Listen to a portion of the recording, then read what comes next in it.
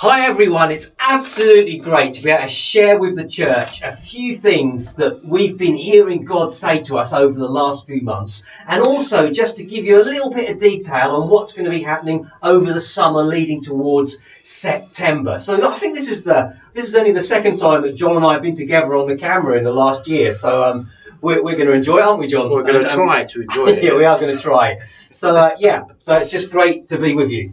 It is. So you've said there, Graham, you said we want to share what God's been saying to us over this year. So absolutely, what's God been saying to the church and to the leadership team? Yeah, I think over the last few months we've had an amazing time as a leadership team in terms of prayer and fasting and waiting on God. We came into this year, from last year, we're all kind of thinking, what are we going to do this year? And we just felt God say one thing to us, really, and that was wait on Him in prayer. Not a passive wait, but a kind of real sense of waiting with anticipation. Yeah. So we've been hearing some amazing stuff, haven't we? It's been phenomenal. Actually, just absolutely so exciting how much God has been speaking to us. It really has. And I think, probably in 15 years of being in leadership in this church, I don't think we've had such an intense time of hearing God. And we've had one word after the other. And I just want to share one or two of those words that we've had over the last few months. We've had words around things like newness and what new wineskins, and God's going to do some new things as we come out of this COVID and pandemic season. We've had words like reset and recalibrate and repurpose some things in the church. And some of the things that God has been talking to us about have been things like, as we're coming out of this time, being strong and courageous. Focus on building the church around the table and not the stage. How God is going to surprise us. He's going to revive us and lead us. And we've had loads of words like that. And I think one of the key scriptures, one of the key Bible verses, chapters that we've been learning from is Isaiah 54. There's been so much prophetic stuff that's been coming out of Isaiah 54. And then as a leadership team, we went along to the Pioneer Leaders Conference online. Had an absolutely amazing time.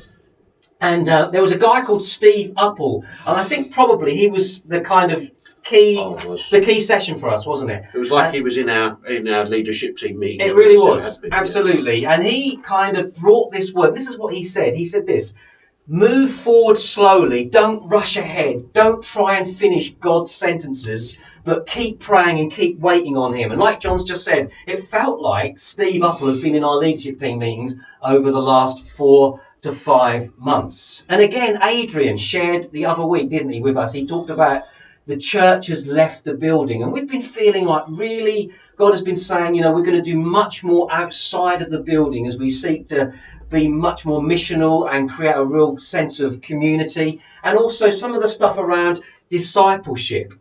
We also had a church praying for us. For a whole week, So Pioneer Network invited all the churches in the network to pray for another church.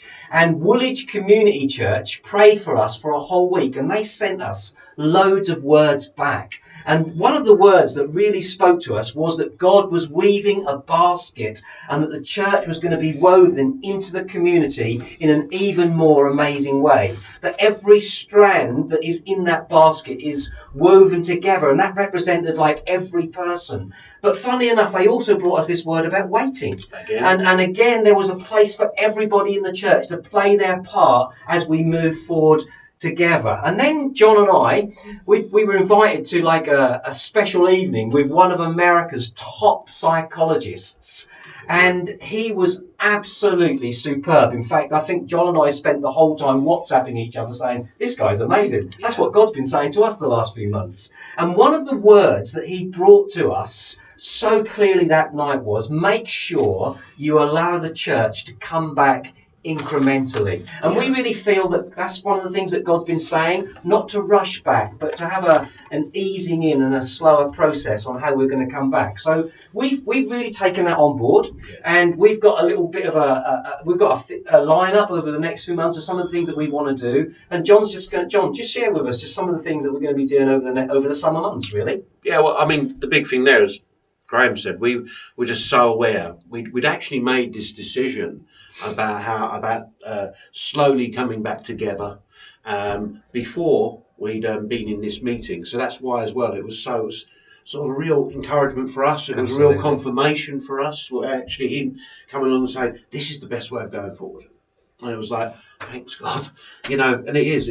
God has been so good in that way that He has expressed Himself. So we are aware. We want to gather. We We do. want to gather as We just do. we love to gather, don't we? We're We do. excited about all being Absolutely. together again. Can't wait. But we are balancing that with the needs and practicalities of coming out of a pandemic. That's the reality. We know that some of you out there can't wait to go and see grandparents, parents, children, uncles, aunts, second cousins, friends, mates, whatever that you may not have seen for a long time. Absolutely. Okay, so we know that some of you are just planning on doing that. Over June, July, August time. We know as well that some of you have a long awaited holiday ahead of you that maybe you weren't able to have last year. Can't wait. Some people have, yes. And also, we know that some of you are going to be a bit concerned about gathering again. Yeah, of course. In a big crowd. Of course. It's going to be a bit strange again, isn't it? It is. And that's one of the reasons we've taken all that into account. Okay, but that's the thing. The exciting thing is every week as a church we'll be able to gather in some way. So what's going to happen?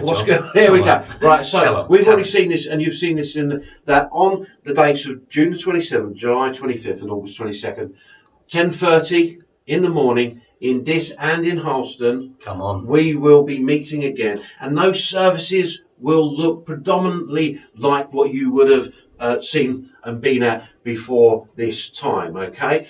The only difference I'd just like to say is to do a little practicality here. On that first June 27th, please bring your own refreshments, bring your own cup of tea and coffee. Just makes some of those things a little bit easier for us all to manage, okay? That's number one.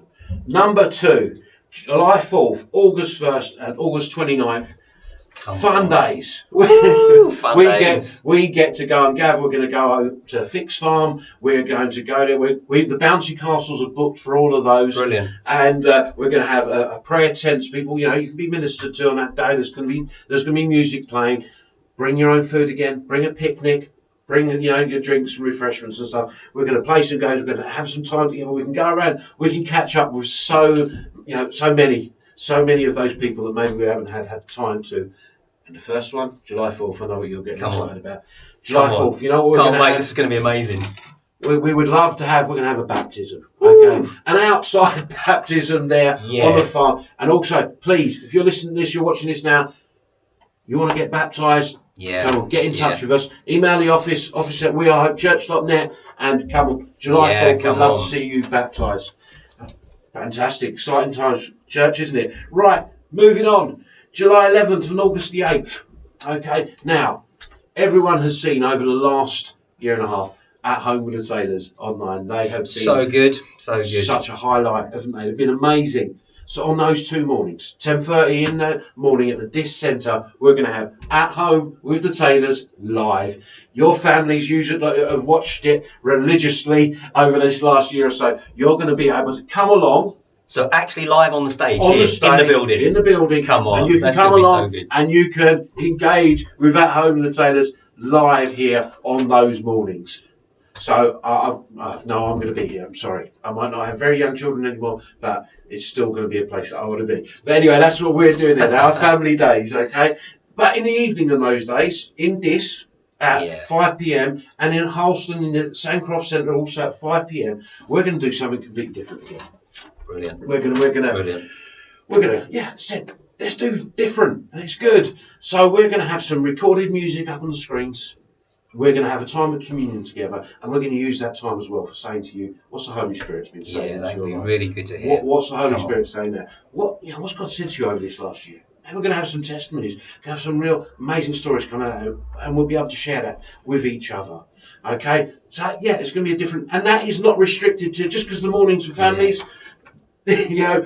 The evening's not just for adults, it's for whole families as well. Because that's one of the things. I'm not going to have me or Graham standing up and doing a talk for 20 minutes. There's nobody to get angry with or, trying to quieten down. You can just get on. So kids, families, you can come along to that and engage in that together as a family. Then finally, not finally, but 2 other dates we're going to have. We're going to have July the 18th and August 15th. We know our Connect groups are just you've been amazing. Really, we really have amazing. I love you. Just going to say Yeah. that we love you. We think you're phenomenal. The way that you've responded to each other and supported each other over this last Incredible, quarter is absolutely. amazing. And we know as well that a lot of you. We've even got one Connect group that has never met together in person. Wow. Yeah, that's true. So yeah. So on those 2 dates, you get to meet with your Connect group. Yeah. Yeah. Okay, go and do something together. Invite other people in. Invite maybe your neighbours. Invite friends in. But join together. Just do something different that Yeah. weekend. And that's it. Just that on its own, I'm thinking about who I'm going to be meeting with that. So we're going to need lots of sunshine, aren't we? Oh, we are. So prayer point. God, we need a wonderful summer. We really do. Bring it on, please. So my final thing I get to say is September the 5th. Ooh. That's the biggie, isn't it? We're all going to gather again together. Right, all together. All together, this Brilliant. house here in a Dis Centre, where we're recording in right now. We're at Dis Centre, 10:30 that morning. We're going to gather together and we're going to have the biggest celebration we've had. Okay? Exciting times. I'm excited anyway. We're excited. We are. And, We really we are. want you to be excited. Then we hit September. And you're thinking, well, what then, John? What then, Graham? What then, Graham? Let me tell you then, okay? I think, like all churches, you want to know where we're going. And you know, that has been quite a difficult thing to process because of what we've been involved in. But we really want to, like, establish some new things in our community, but also really look at some of the things that really are, we're really passionate about. Yeah. And one of the areas of church life that's been so difficult, you know, we've talked to church leaders all across the country, and they've all said, the one age group that have probably struggled the most over the last 15 months is teenagers, our young people. And we really love our young people so much. And we thank God for those that are here in the church and also those people that work with our teenagers and with our young people. But we really want to invest in our youth. So September moving forward, we're really looking to invest more in terms of personnel, resources and finances as well into that generation. So that's something that we're really going to look at in September as we move forward together as a church.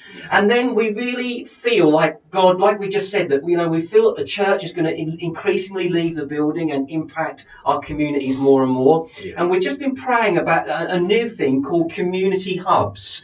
We haven't ticked all the boxes on that yet, just being honest. We haven't crossed all the T's, dotted all the We're I's still yet. having the discussions. We Still are. praying. We really are. Yeah. But we kind of got this feeling that we want to release groups of people to go and do something around mission. So that could be around a venue, it could be around a people, an age group, or a housing estate, or even a location, a village, or, you know, somewhere like that. To release a group of people that have a real passion for mission around that, but at the same time really grow through discipleship and create this sense of community together, things like eating together, fellowshipping together, sharing life together. So we're looking to create probably initially 2 community hubs, one in Harleston and one in Dis, and just kind of begin to see what that might look like. So that's good, isn't it? It is, and that's that process. It As you really said, we're working through it with you. We really are. Yeah. And we're talking to other leaders, you know, and our Connect group leaders about that too. And then we really want to focus on some discipleship stuff and some development in people.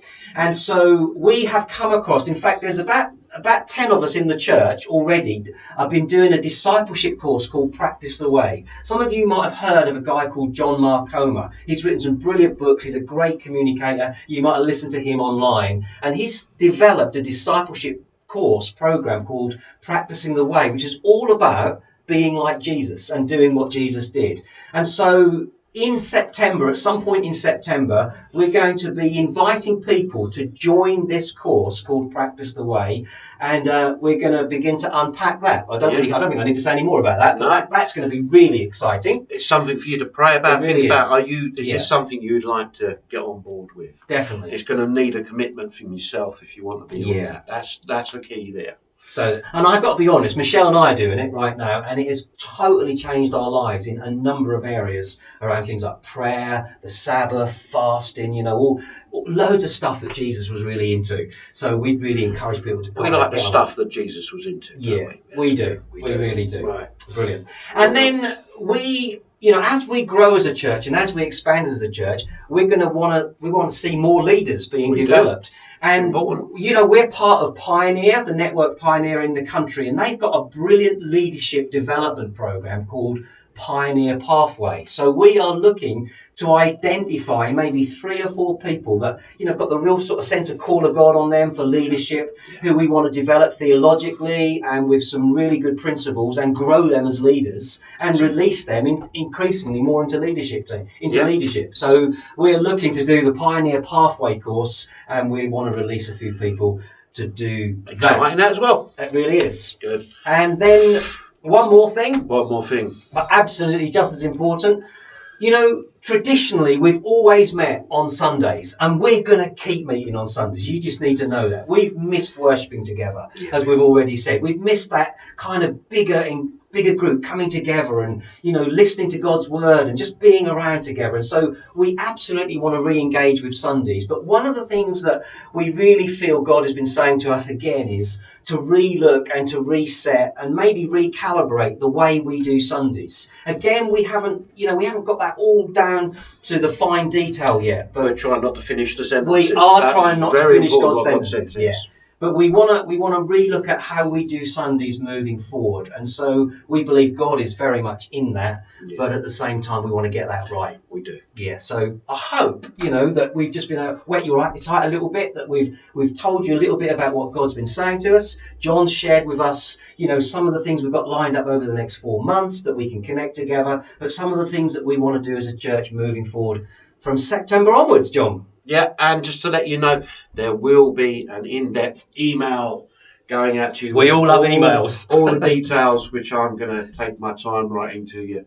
But that's Brilliant. really going out Brilliant. with all that details on it for you to see and remember. Okay? That's brilliant. Thanks, John. Been Thanks, great Ryan. stuff. It's good. Good to be with you, people. Yeah. See you all soon. Bye now. Bye.